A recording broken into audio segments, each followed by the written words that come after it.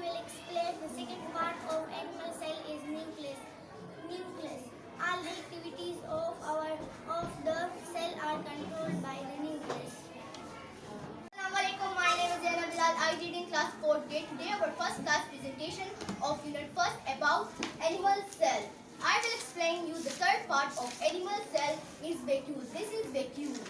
Animal cell have many small vacuoles. The function of vacuole is to store food, water and waste substance. Thank you. Assalamualaikum, my name is Azan. I read in class 4th grade. Today our first class presentation is of unit first about animal cells. The fourth part of animal cell is cytoplasm.